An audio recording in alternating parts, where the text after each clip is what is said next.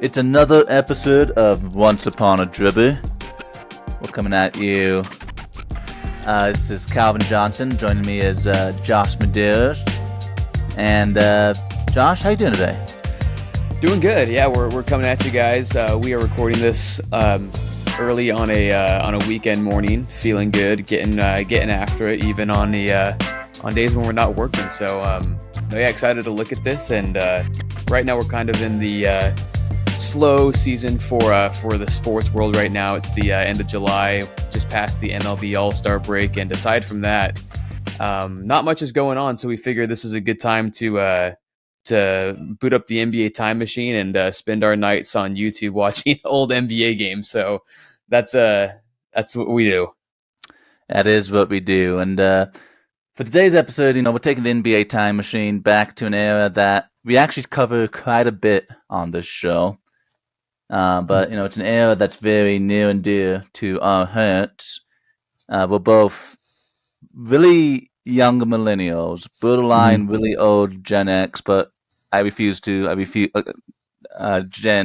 Z, I should say. Yeah. I refuse to associate with their kind. We're millennials, barely, by the cutoff date, by just a couple of years. And, we were burned in 90s basketball. And that transition from the 90s into the early 2000s made up our formative years. And when you look back on this era, it gets a lot of maybe negative content for being very defensive basketball, low-scoring basketball. But the simple fact of the matter is the giants of the game played in the 90s. Some of the best players of all time still today had their heyday in the 90s NBA. And, everyone talks about, with good reason, MJ is still, kind of in a different galaxy as far as these player rankings go. But right below him, you have some of the all-time greats in their own right. And, today's episode, we want to focus on a couple of these all-time greats, starting with my personal all-time favorite player. I'll say that. Oh, okay. Hakeem Olajuwon, the man drafted number 1 in that legendary 1984 draft, 2 spots ahead of Michael, and one of the only players where you can be drafted ahead of Michael, and people can say, okay. I get it. I understand. Michael still should have gone number 1, but I get it. Yeah, I get not it. too mad. Hakeem's not bad. We don't talk about that guy who went number 2. Oof. But Hakeem had a very interesting story, and he ended up tangling multiple times with some of the NBA's greats. But it all started from pretty humble beginnings, Josh, didn't it? It did, yeah. So I want to give a little bit of a background on Hakeem's really unique story, and I think he has one of, if not the most unique background in the history of the sport. And before we get to a point where we want to talk about some of these showdowns with his contemporaries in the mid 90s, when he's basically dominating the league back-to-back years in the mid 1990s, he has an awesome story.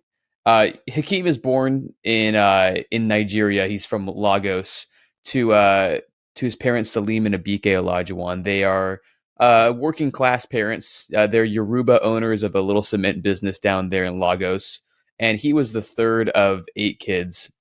And he would frequently talk about how awesome his background was, talk of the values and virtues that his parents instilled on him and his siblings from a very young age, things like respect your elders, but believe in yourselves. And he would speak proudly and fondly of that upbringing. But one thing that was really unique about Hakeem relative to the rest of his family is that he was an athlete from the get-go. But it wasn't for basketball. It was for that sport with a white and black ball. He grew up a soccer junkie, and he was specifically a goalkeeper. He was a goalie from day one, something that he attributed to helping his footwork and agility later down the road, things that would complement and balance the size and strength that he would eventually have for basketball. Wow. But, at this time, he's not even thinking of that sport with the orange ball and the orange rim. He's a soccer guy from the get-go. And in fact, get this, he doesn't even touch the game of basketball until the age of 15. That's insane. 15 years old. We're talking Mm, about a game that most of these guys are dribbling a basketball in the crib. right. And he's playing soccer. Can you imagine a 7 foot human being in the soccer goal trying to get that soccer ball around? And what was it like? Over 7 foot wingspan easily. Easily, yeah. Oh my goodness! So 15 years old is when he first touches a basketball. 15. And, obviously at that point, he's already well into his developmental years from a physical standpoint. But, by a stroke of luck, divine intervention, whatever you want to call it, Hakeem enters this local tournament while at the Muslim Teachers College. And he hits his growth spurt, and his world class balance and footwork is lethal in terms of basketball. It still takes him a bit for him to settle into this new sport, but after some acclimation, it's eventually enough for him to emigrate from Nigeria, where he winds up at the University of Houston under old Cougars coach and Hall of Famer Guy Lewis. So this is pretty crazy. Hakeem wasn't exactly highly recruited and was simply invited to Houston to work out for the coaching staff based on a recommendation from a friend of Coach Lewis's that had seen Hakeem play previously. Wow. And it's even said that when Hakeem initially touches down on American soil in the year of 1980 at the ripe age of 17, no representative from the school greeted him, and he was told to take a taxi to the school from the airport. Just this little kid from Nigeria, first time in America, and they are like, "Yeah, we'll meet you at campus." And I've been told, and tell me if you've heard this tale, that he bought a two-way ticket that he Oh could yeah. redeem at any time, just in case he didn't like America and he didn't like the University of Houston. He could go back to his Mm-hmm. home whenever he felt like it. Yep, that's correct. Yeah, I have heard that before, and of course, never ended up having to do that. He fell in love right away. What ends up happening his first year in Houston, he's actually initially redshirted in 1980, 1981 because he hadn't gotten clearance from the NCAA to play yet. So jumped to 1982. Mostly comes off the bench as a sixth man. He's efficient offensively, but he's devastating defensively. He averages about 2.5 blocks in only 18 minutes per game Oh for the wow! Cougs. They reach the Final Four before they fall to one of those dominant 1980s Tar Heel teams under Coach Dean Smith. But clearly, there's some potential there. I mean, those are some pretty impactful minutes for his first season, and this is where things get even more crazier to go into his unique backstory. So, seeking to improve his game and increase his playing time, Hakeem is advised to go ahead and work out with one of the local Houston Rocket players. And he didn't work out with just anyone. He works out with Moses Malone. Yes, that Moses Malone, 13-time All-Star, 3-time MVP, eventual NBA champ and Hall of Famer. And Hakeem catches Moses, who is smack in the middle of his prime and is less than a year away from being moved to Philadelphia, where he would win that title ring. But Hakeem studying the game under Moses Malone, that's like Bill Gates and co-founder Paul Allen studying at a school with the most advanced computer programming in the country. I mean, this is Not like kidding. ideal. Amazing. Like And this I can't think of a better mentor than Moses Malone. Just a absolute professional, one of the most underrated players in the history of the game, in my opinion. completely agree, and I think he should be a topic for another time because he's one of those top, 15 to 20 guys of all time who you rarely talk about. You might hear his name tossed around, but he was that good. I mean, 13-time All-Star, 3-time MVP. Those are accolades that only a small handful of players can boast. And everyone knows Hakeem as the Dream, but this experience earns Hakeem, according to Basketball Reference, the nickname Little Moses, which I thought was pretty cool.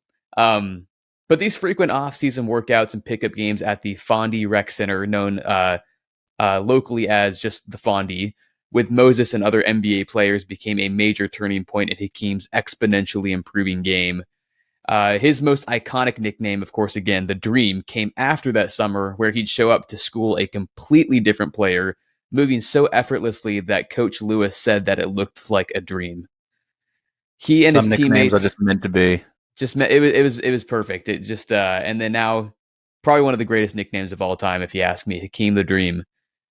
He and his speaking of great nicknames, he and his teammates, one of those being none other than future NBA teammate and future Hall of Famer Clyde Drexler, formed what was dubbed Phi Slamma-Jamma, a slam dunking fraternity due to that Cougar team's above the rim tenacity and prowess.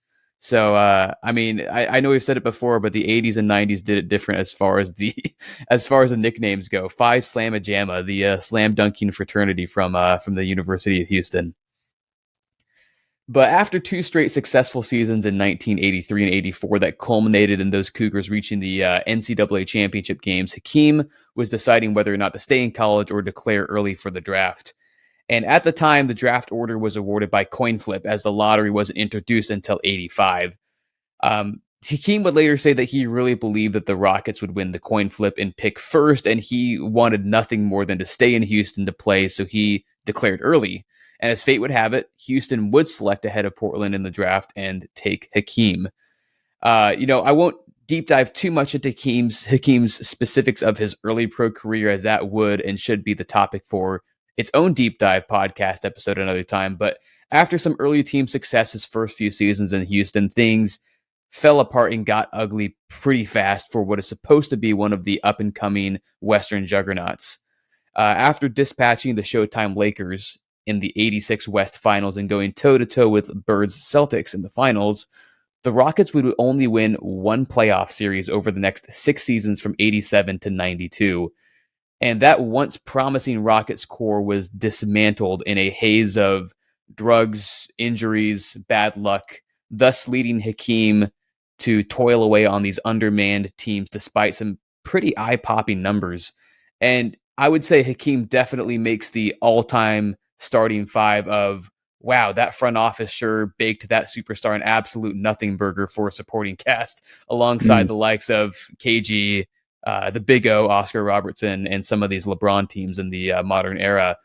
But even then, Hakeem did complain about that, even saying to Sports Illustrated in 1991 that it was nothing personal, but, quote, all I was saying was, you don't build with these guys. I wasn't criticizing my teammates. I was only saying that it's okay to have one or two of these guys like that, but not a whole team of them. After all, my career is on the line. Not that's criticizing my teammates, but there's way too many of you guys. You're not good enough. It's okay if one or two of you suck, but if all of you suck, that makes me look bad, is basically what he's saying. No, not criticizing, though. No. So after a few years of frustration, Hakeem puts these guys on blast. And believe it or not, this middle section of Hakeem's career isn't talked about much. His stock was admittedly falling at this point in his career, but things did start to correct themselves come 1993 when his cast finally improved, and they hired Rudy Tomjanovich before the season and drafted Robert Horry. In 1993, they go 55-27, including a 28-6 stretch to end the season.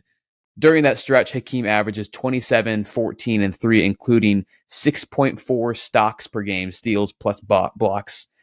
And they'd win a series versus the Clippers before falling in 7 tough games to another one of their rivals, the Seattle Supersonics.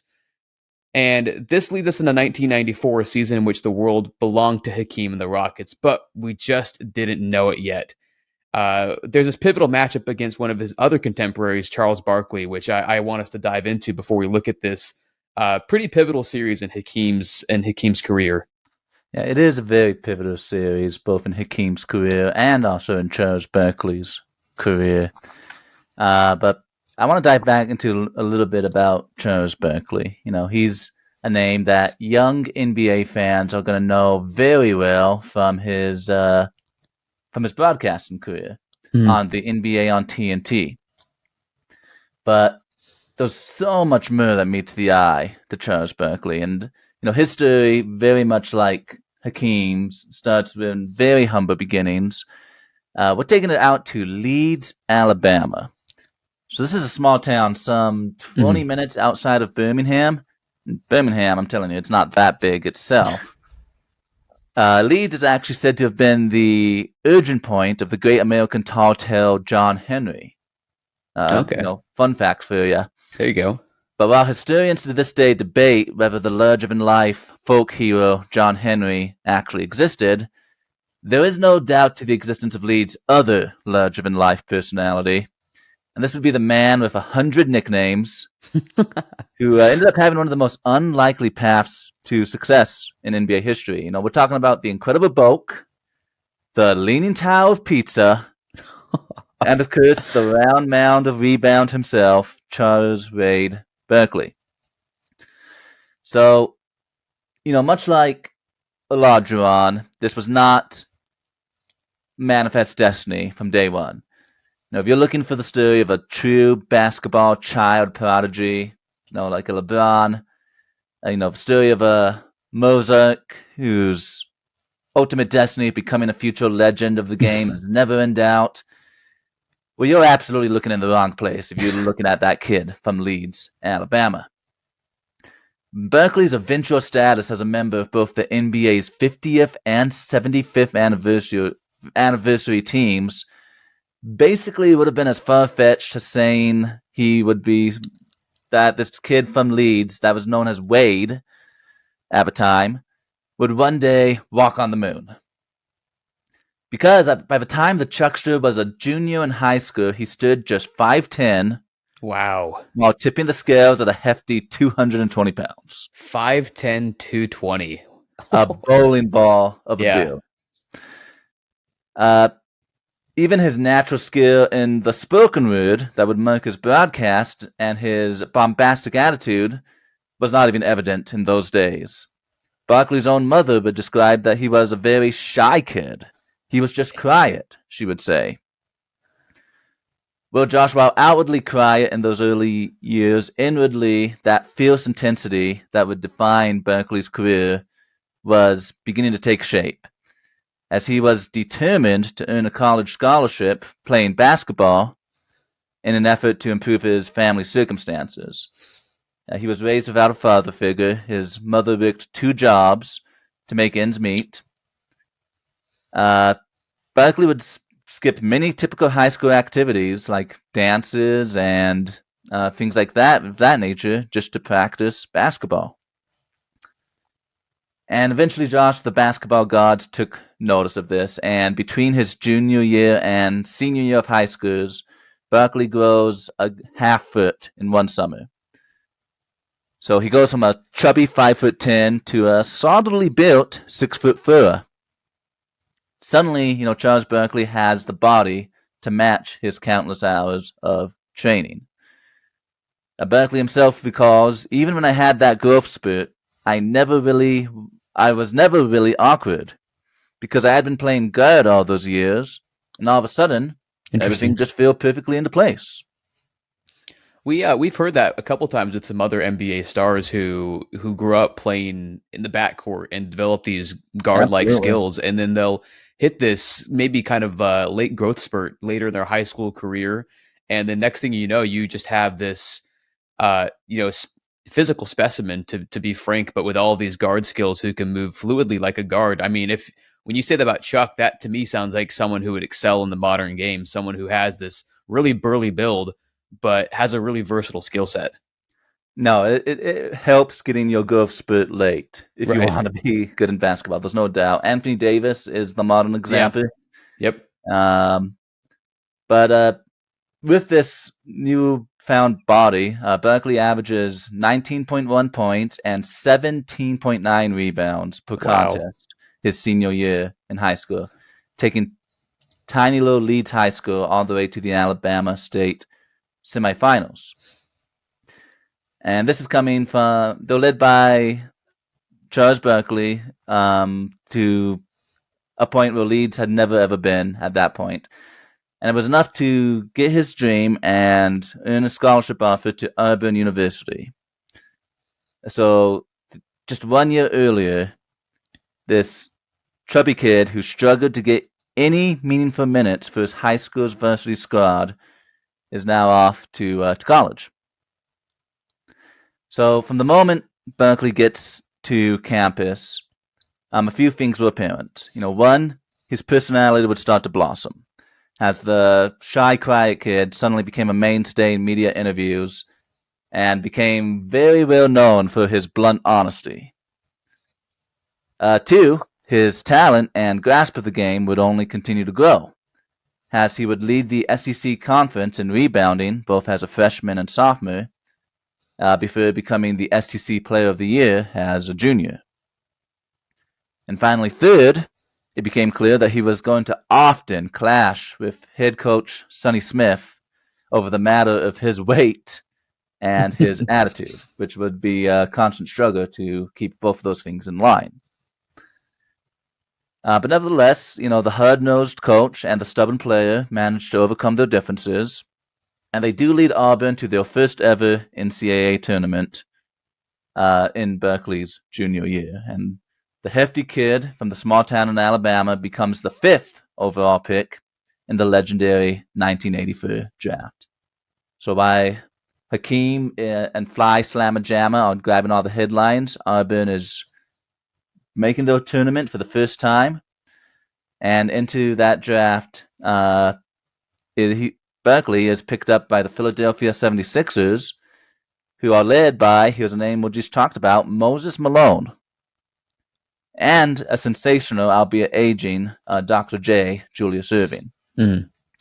They're coming off a 52-win season, and they're just 2 years removed from hoisting the Larry O'Brien Trophy. And just as Moses Malone helped shape Olajuwon, he definitely helped shape Barkley. It was Moses who inspired the talented but self-admittedly lazy rookie to work even harder on his game, and particularly his physique. Up until then, I had just played the game strictly on talent, Barkley would say. Moses Malone taught me how to work hard. And well, Josh, that marriage of talent and the tutelage of one of the NBA's all-time great would pay dividends for Philadelphia. Barkley makes the all-rookie team his first year, improves his stats every year up to year 3, in which he leads the league in rebounding at 13.6 rebounds per game. Wow. At the NBA level, that's a hefty number. Let that sink in. A man who's listed at 6'6", but truly can't even sniff 6'5", leads the league in rebounds in an era in which the big man was the heart, soul, and backbone of the NBA team. That's incredible. Just wild to me. That's incredible, yeah. His third year, Barkley basically becomes the centerpiece of the Philadelphia 76ers plans, as Moses is traded to the Bullets, and Julius Erving retires. So the keys of the kingdom are placed in the hands of a 24-year-old round mound of rebound. Well, he would not disappoint. He puts up 28 points and 12 rebounds that year, his best single-season scoring average. He earns first-team All-NBA honors, but he doesn't have much help, and the Sixers stumble to a 36-46 record. And that really is the first domino that would fall in just growing frustration with the franchise that had drafted him. Much like those dark days for the Houston Rockets, the late 80s, early 90s were some dark days for Philadelphia, as over the next 4 years, they would only make the second round twice, both times being dispatched by the Chicago Bulls on the way to being dispatched by the Detroit Pistons. The 89-90 season in particular saw Barkley just continue to improve. He's just getting better and better as his team just can't keep up, and the front office is failing him again and again. In fact, 89 and 90, Josh, Charles Barkley earns the most first-place MVP votes, but loses the award to Magic Johnson. Both years. Sorry, this was 1 year. This was the 89-90. 89-90 season. Got it. It makes sense. Wow. So he gets one season. He gets the top first place votes, but loses the overall count. The overall points. That has not happened since. I was going to say that hasn't happened since then. That's pretty incredible. So most first place votes, but just between the rest of the voting, Magic just tallies up more points overall. Yeah, absolutely. So, speaking of Magic over on the Lakers, a couple years later, the tipping point is at an end, and Barkley wants out of Philadelphia, and he actually thinks he's being traded in season to the Lakers. And the hilarious events that followed have actually been covered here on this show. Mm-hmm. But the trade collapses, and Barkley ends up spending the rest of the year in Philadelphia. Mm-hmm. Only the next season to get traded to the Phoenix Suns, who are a good, not great team, 52-win team, before they bring in Barkley. And instantly, Charles Barkley elevates that team to all new heights. That year, they would win 62 games, being the number one seed in the West. Charles Barkley would average 26 points and 12 rebounds. And he would finally get that MVP that he should have had 3 years prior. And he would lead Phoenix all the way to the NBA Finals, where they would be the recipients of MJ's greatness, as MJ would get his first three-peat in a 6-game series. But that really opens up things going into the next season, where MJ decides to play baseball to hide his gambling debts. And the league is wide open. But the man that we covered at the beginning of this podcast, Hakeem Olajuwon, now Hakeem, formerly Hakeem, things are really beginning to cook in Houston. So much so that these teams are on a collision course that culminates in the 94-95 Western Conference semifinals. This is one of those situations where you see it on the surface, has a 7-game series. But, Josh, it wasn't that great of a series. And I apologize. This is 93-94 we're talking about. Mm-hmm. So, Barkley and his Suns go into Houston for Game 1 and 2, and they instantly take a 2-game lead. Despite 36 points and 16 rebounds from Olajuwon in Game 1, Phoenix has a 2-0 lead as they go back to Arizona. So it definitely feels like the rest of the series is just going to be a formality. Right. But you can't count out the dream. Houston reels off 3 straight wins, and frankly, none of them are particularly close. They win by 16, 11, and 23 points to take the 3-2 series lead. Phoenix would tie the series up in Game 6. And really the hero of the series is actually going to go probably to Kevin Johnson. Awesome player. Pippen to Barkley's MJ.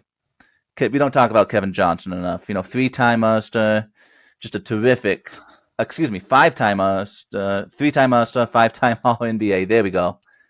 Just a terrific player. He averages across the series actually more points than Barkley. He's going to put up 26.6 points per game this series compared to Barkley's 23. They do first Game 7, and that's when Olajuwon does Olajuwon things. 37 points, 17 rebounds in the decisive Game 7. Frankly, this game was never in doubt, as Houston essentially led from beginning to end. With a minute 30 on the clock, Phoenix has the score at 92-97, 5-point game, when it's the typical Olajuwon masterpiece. Low entry pass, single dribble, big, long, striding steps to wrap all the way around the paint from the left side to the right side. Phoenix begging for a travel, but nobody calls a travel on Olajuwon. Nobody does that at this point. He lays it in, and from there on, the game is never in doubt. Houston wins it in 7 games. Final score in Game 7 is a 10-point. It's a 10-point win, 104-94. And that really sets things off for the next year, as Houston would go on, and Olajuwon would finally get his ring. And from there, Josh, we have these two titans in the Western Conference, but the next year kind of didn't play out the way you would think it would, No, leading not up to when they would meet again. not at all. As you pointed out, these are the two teams that are the reigning Western Conference champions, and arguably the two teams, at least out west, that are vying for contention. I mean, the Rockets get one. The Suns were in the finals in 1993, just 2 years prior. And regarding the defending champs, it's they enter next season with, of course, some of the higher title odds. In fact, if you look at 1995, the teams with the two highest championship odds entering the season are the Phoenix Suns and the Houston Rockets. And things appear to pick up right where they left off the season prior, specifically for Houston in 1994 and 95. They started off going 9-0. Things would go south pretty quickly. A post-championship days fell over Clutch City, where the Rockets would crawl through the next few months of the regular season schedule. They'd enter the All-Star break going 20-17 after that undefeated start. And this all culminates in a pretty embarrassing loss to the cellar-dwelling Los Angeles Clippers, who were at the time of this regular season matchup just 7-40. So the Rockets, Rudy Tomjanovich was always an advocate for continuity, for keeping the roster together, for holding on to their guys, for valuing experience, for valuing chemistry. But it was pretty clear something was needed, as the Rockets were kind of very much still in playoff contention, but pretty much in the middle of the pack, as other teams in the West like Utah, San Antonio, Seattle, and of course Phoenix were racking up wins like nothing. The Rockets received this massive shakeup, and the reason I want to point out this regular season stretch is because something pretty significant happens here. Just after the All-Star break, the Rockets move a package centered around Otis Thorpe, a massively important piece to their 1994 championship run.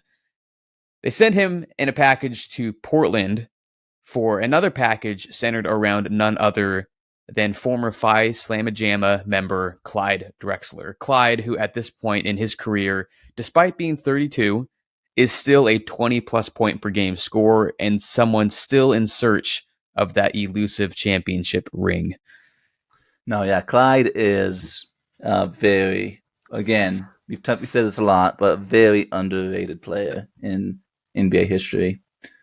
When it comes to playing style, now I'm not talking about impact, I'm not talking about popularity, but just simple basketball playing style. There's probably nobody that I can think of whose game compares better to Michael Jordan's game than Clyde Drexler. And Clyde is someone who, like you said, he's 32 at this point. He's had seasons where he's voted second and third in the MVP voting. And he's just someone who is going to be that glue guy for Houston, who's going to really change things around. And he already has that built-in chemistry from the college days, having played with Olajuwon. Yeah, he already has the Houston roots. He already has that tie to Hakeem specifically. So it very much feels like a natural and organic fit. And they get him just in time. The Rockets would finish with a solid but not great record of 47-35, especially for, again, a team with the second best title odds heading into the season. That 47-win record is only good enough for sixth in the West, as, again, these teams like Seattle, Utah, Phoenix, and San Antonio all finish with 57 wins or more. Again, the West is a gauntlet in 1995. Houston uncharacteristically struggles against the five teams that finished ahead of them in the standings. That fifth team being the Lakers, who finished one game ahead of Houston. The Rockets go just 6-17 against the five teams ahead of them in the West, and 3-5 against the top four teams out east. Hakeem also misses a little bit of time at the end of the season, missing out on some valuable reps with his all-star teammate, but there was a silver lining, a sentiment in Houston that so long as everyone was healthy come playoff time, they could make a run, especially with the three-point shooting prowess around the stars from guys like Robert Horry, Kenny Smith, another one of Chuck's co-workers now on TNT, Mario Elie, and Sam Cassell. Very, very solid supporting cast out there in the Lone Star State. And now we're going to pick up into where Hakeem and Barkley are on this crash course toward each other again, where their late careers are very much intertwined with each other. In the first round, the Rockets get into this heavyweight fight with Calvin's Jazz in round one, a series in which the star-studded rosters trade haymakers for 5 games. Again, at this time, the first round series is a best of 5, not a best of 7. And after splitting the first 4 games, each team gaining a road victory, a decisive Game 5 in Salt Lake is on the books. And in this hotly contested series finale, the Jazz are actually ahead by 7 with about 5 minutes left, thanks to Karl Malone's 35-10 stat line and the scorching 3-point shooting of Jeff Hornacek. The Rockets would rally and pull out the upset victory behind 64 combined points from Hakeem and Clyde. Ooh. Pretty incredible numbers. They both go for 30 plus, and this sets up that return date to Phoenix in round 2. Yeah, and Phoenix is coming off a series in which they had just swept the Portland Trail Blazers, and frankly, it wasn't really all that close. And this is, of course, the Clydeless Blazers, and the Suns are tenacious. They're just as tough as they were the year before, and of course, the year before that when they made the finals. So they're thirsting not only for revenge, but to get back to the finals. And the things are different from 1994. The Suns have home court advantage in this series, this go around. And the first 2 games in the Grand Canyon State seem to indicate that we'd see a different result from the year prior, as they'd win the first 2 games by an average of 23 points. Neither of the first 2 games are frankly all that close. AC Green of the Suns makes his presence felt on the glass. Barkley is dominant with 26 points in game 1. 30 in game 2. He does that on a combined 20 of 31 shooting from the field. He's at the top of his game. He's coming off a series against the Clydeless Trailblazers in which he averaged 33, and he's carrying that momentum right into the second series. And he remembers what happened last season. Everyone on this Phoenix team remembers what happened last season, because this is the second year in a row that they are up on the they're up 2-0. Mm-hmm. So they know what happens next, but now things are kind of reversed because now things are going back to Houston, right? Things are going back to Houston, and as you mentioned, the year prior, the Suns win the first 2 in Houston with this massive opportunity to sweep the Rockets, but they would lose their 2 home games. The Suns were not looking to fumble the opportunity this time. The Rockets would blow out the Suns in game 3 behind a powerful 36 points and 11 rebounds from Hakeem, and a really weird dud from Barkley where he goes 0 for 10 and just makes a few free throws in his box score. But Phoenix strikes back in game 4 with the Suns clinging to a 3-point lead with under a minute left. Hakeem throws up a prayer on some tough defense from 6'11" Danny Shays on the Phoenix Suns. Very, very big player, good post defender of the day.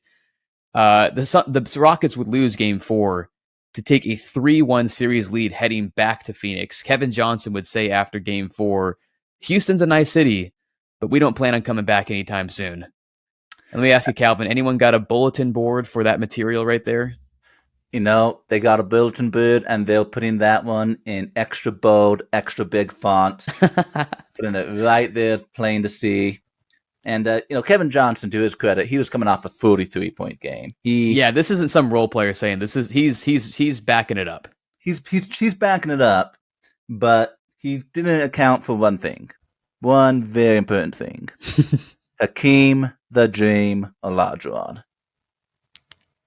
So we're going to game 5. Phoenix has this golden opportunity in front of their home crowd to go back to the Western Conference Finals, where the 62-win San Antonio Spurs, led by MVP David Robinson, would be awaiting them in what would be another Texas team they would likely face. We're going to fast forward to 17 seconds left in regulation of Game 5. 92-90 Suns, and Barkley is at the free throw line with a chance to ice the game, make it a 4-point game. But he misses both free throws. Oof. On the ensuing Rockets possession, Tomjanovich draws up a play for his Hall of Famer. Mario Elie brings the ball up, who finds a cutting Robert Horry, who's dashing to the far corner at the 3-point line. Or he gets the ball, draws a little bit of attention, who immediately dumps the ball down to Hakeem, like Calvin says, on that classic low entry pass, who, likely remembering what happened previously with Danny Shays, hits Shays with a shake and bake turnaround jumper over the outstretched arms to knot the game at 92 apiece. A cold-blooded shot. The Suns get one more chance and really actually made the most of it. Kevin Johnson, with all of his speed and burst, attacks the basket hard and collapses the Rockets defense. He draws 3 Rockets. The other 2 have their eyes on him as well, where he kicks the ball out to a wide open Wesley Person. Clyde recovers the best he can, but Wesley gets off a clean look as the buzzer sounds, but the ball goes in and out. Absolutely heartbreaking. So one slightly different bounce away from cleaning up the series in 5 games, and instead we're going to overtime. We're going to overtime. And in that extra period, in the 5 minutes of free basketball, the Suns get tight. And it all culminates in a Robert Horry and one off of an offensive rebound that ices the game for the Houston Rockets. They would win 103-97 on the road and send things back to Houston. This is a pivotal game. In this game, Hakeem plays 50 minutes of the 53 possible minutes, where he goes for 31 points and 16 rebounds. Kenny Smith, who, again, we know him as the guy on the TNT board, and even though he's not a Hall of Famer like his contemporaries, Shaq and of course Chuck himself, he was a very, very, very good player. In this game, he makes 5 threes. He attempts 11 threes in this game, which is astronomical for this era of the NBA. But Kenny Smith goes for 21, 7, and 7 in this crucial game 5. And just like that, it is 3-2 heading back to Houston. The dreaded 3-1 collapse. No team wants to be on the receiving end of a 3-1 collapse. But game 6 doesn't really look that good when you look at it from a box score. What happens in game 6 and eventually game 7, Josh? Yeah, so in game 6, not much to touch on here, as you kind of allude to. Houston is in control pretty much most of the game. It is somewhat close throughout. The Rockets do have a 3-point lead entering the fourth quarter, but in that fourth quarter, the Suns would only score 19 points to the Rockets' 29. Houston would end up winning by 13 points behind yet another Hakeem masterpiece. He would go for 30 points, 8 rebounds, 10 assists, and 5 blocks. Wow.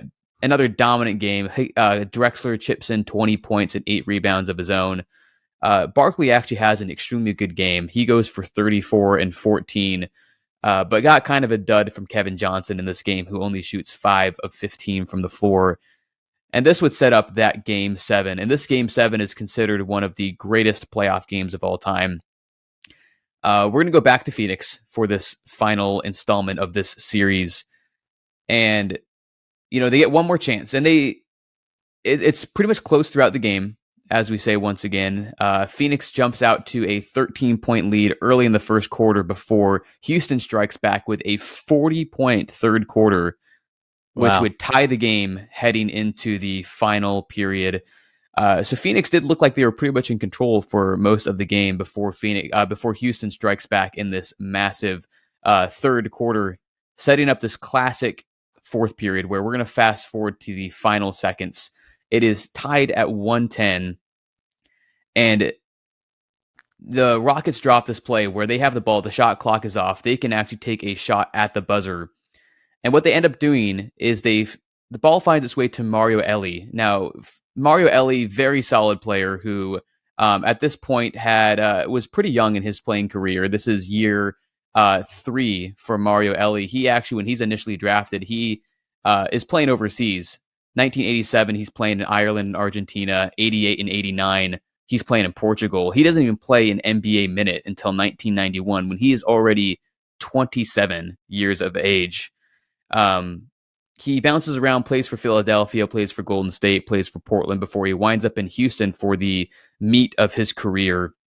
And very important piece for this Rockets team. He's another one of these 3-point shooters who is vital to spacing the floor for Hakeem during these back-to-back title runs.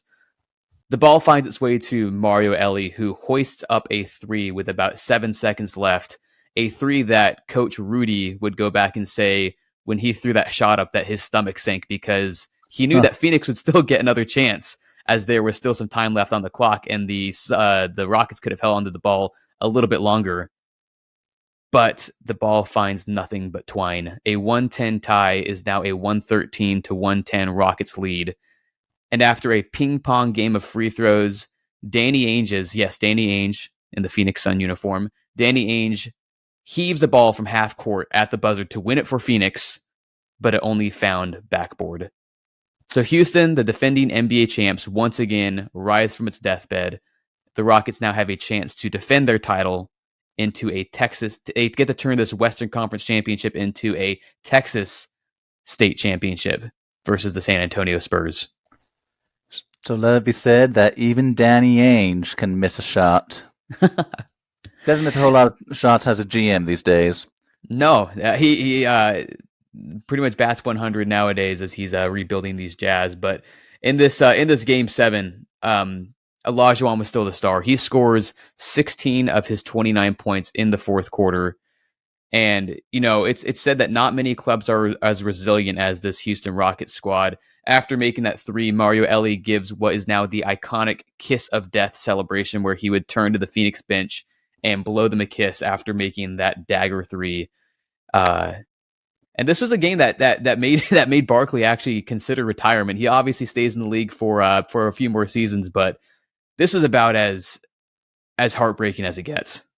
Yeah, it was, and it would send Phoenix into a bit of a tailspin. Has this year, after winning 59 regular season games, the next year, after some roster shakeups, that would drop to 41 regular season wins, and a quick first round exit to the San Antonio Spurs.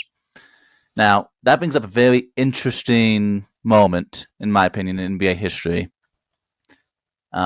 Recently, within the last few years, you remember Kevin Durant, after losing to Golden State in the playoffs, gets a lot of hate and a lot of flack for joining Golden State the very next season. Mm-hmm. Well, Durant was not the first person to do this.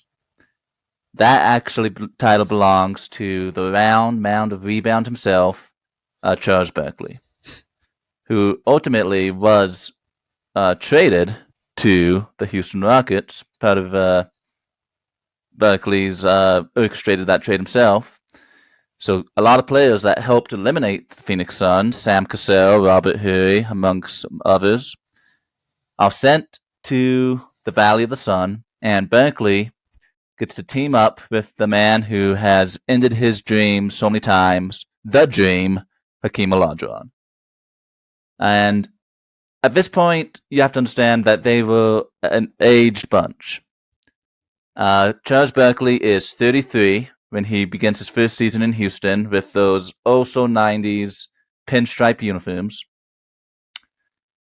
And he actually is suspended to begin the year for fighting Charles Oakley in the preseason. So, man. Typical Barkley, just a pure emotion. His first game for the Houston Rockets, he has 33 rebounds. Oh, wow. 33 rebounds. A career high, and just something that is just unprecedented. I can't remember the last time we saw a 30-rebound NBA game, period. It doesn't happen all that often. No. Houston would finish that season with the trio of Drexler, Olajuwon, and Barkley with 57 wins. Barkley was really at the verge of finally getting that oh-so-elusive ring as they swept the Minnesota Timberwolves easily in the first round, but then faced the Sonics and the Jazz in round 2 and 3. The Sonics, led by Gary Payton and Sean Kemp, pushes Houston to 7 games. And honestly, a very underrated NBA series. We could do an entire episode just on this series. Houston escapes. They run into the Jazz, a team that Barkley has encountered many times in the playoffs, Olajuwon has encountered many times in the playoffs, and Drexler has encountered many times in the playoffs. The Jazz never missed the playoffs in the Stockton-Malone era. They also, at this point, had never reached the NBA Finals. But that all changes in Game 6 with the famous inbound, one of the most famous plays in Utah Jazz history. A John Stockton 3 as time expires to send the Utah Jazz to the NBA Finals and send the Houston Rockets home empty-handed. Now, from that point on, things would only kind of deteriorate year in and year out as the trio of 3 of the NBA's top 50 players of all time continued to age and continued to fail in the playoffs until Barkley would eventually retire at the end of the 2000 season, and Olajuwon would have a strange season playing for the Toronto Raptors. We try to black that out. We do. But it's just interesting, these two players from such humble beginnings, Josh, and both can become some of the greatest NBA players. You gotta love it. You gotta love both these stories. Such different personalities, and yet very similar stories. I think that's why we love this game so much. Where these, like you said, these guys from very, very unique backgrounds, but you can find some similarities across both of them. And two players who at the top of their games were easily 2 of the 5 best players at any given moment throughout their primes, if not higher than that. 2 of the best 3, you could even argue, when they're going back and forth in these mid-90s battles. But their destinies are intertwined, where they will face each other at pivotal points in their careers, where if you go one way or the other and you play the what-if game, you go down this deep rabbit hole of what could have been for the other player if the outcome was just a little bit different. And then they team up forces and a move that just wasn't common for the day, and they almost get back there and almost win it together before they run into that Jazz team that was at the peak of their game. Again, it's why we love the game so much. It's why we love going back and learning about how we got to where we are today. And when you mentioned, as a fun side note, this wouldn't be Once Upon a Dribble without some obscure NBA history stat. You said Barkley 33 rebounds in 1996. Since that date, we've only had 4 30-plus rebound games since 1996. Didn't happen at all in the 2000s. Kevin Love did it in 2010. Andrew Bynum in 2012. Dwight Howard in 2018. And then Enes Freedom, not formerly Enes Kanter, did it in 2021. So very, very cool. I had to look that up. So I'm not going to say elite company, but I will say limited company. There you go. That's probably the best way to put it. I wouldn't say that Enes, Andrew Bynum, and Kevin Love obviously is an All-NBA player, but pretty cool thing right there. So I had to look that up when you said that. That does not happen often at all. And sure enough, in the 25 plus years since 1996, it's only happened a very small handful of times. Absolutely. Well, this has been a fun kind of visit in the NBA time machine to go over these 2 different lives. Josh, I got to say it again. I love 90s NBA basketball. I do. It's nostalgic. It's very strange and nostalgic for both of us, like we've said. This era from the 90s to the early mid-2000s for me is just it hits a little bit different. Like you said, it's subjective as to what type of basketball you like, and you can argue whether it was good basketball. But for me, I say that, if you enjoy it, you enjoy it at the end of the day. And these were a blast to look at. Unequivocally, these are 2 of the greatest players of all time. Hakeem, for me, is actually fairly high on my personal list of all-time players. I think he is safely, I would say, a top 7 to 9 player of all time on my books. But, great basketball all around, great games to look back. I would highly recommend finding a lot of these games that are on YouTube. I know a lot of the 1995 games are there online. Calvin found one of the 1994 games there. And this is just one stop for us here at Once Upon a Dribble, where we plan to take stops in more seasons, more decades, check in on more teams, more players. And there's more coming down the docket for you all as we continue to pump out more for you guys and be a little more frequent with our uploads. We always love some feedback. Want to hear what you guys think of these topics. And as always, there's more to come. Always more to come. Thanks for watching. Thanks for joining us. Until next time, have a good day.